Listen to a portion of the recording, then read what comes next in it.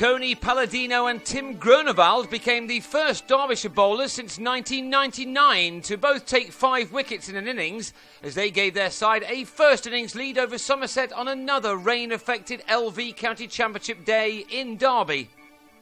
Indeed, only 23.5 overs were possible on the penultimate day of this bottom of the First Division table clash. Play didn't resume until 3:45, and Groenewald struck with the 4th ball to have Craig Macheda caught behind. That put Somerset on 180 for 7 in reply to Derbyshire's 266, and they would have been 8 down if Peter Trigo had not been dropped for the second time in his short innings. That miss by Wes Durston did not prove costly, however, as Trigo, having added 5 more runs, looked surprised to be bowled by Groenewald for 28 at 209 for 8. Groenewald then had Steve Kirby LBW to claim his fifer, his very first in the top flight, before Palladino got the wicket he needed to match him by having Jamie Overton held, this time by Durston.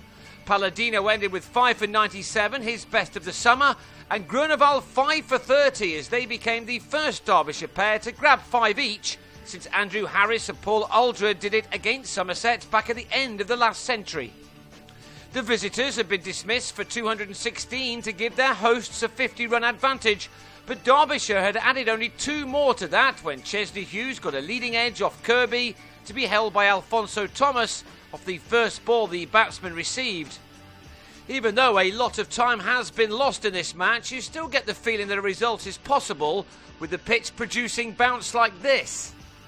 Wayne Madsen did well to survive that, and he and Billy Godalman then set about trying to get as big a lead as possible to make life tough for their opponents on the final day of this encounter.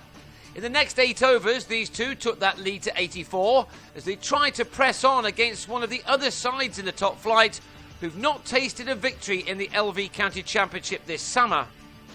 Alas, in spite of the lights being on, more time was lost as the light worsened shortly after Madsen gave Kirby his second wicket with an edge to Dean Elgar. The weather, of course, has been a real disappointment in Derby and has marred what has been a fascinating contest. Both sides really need to win, but perhaps can't afford to lose, which will make the final day an interesting one. Derbyshire will start it on 36 for 2 with a lead of 86, exactly the same amount as they began this particular day with.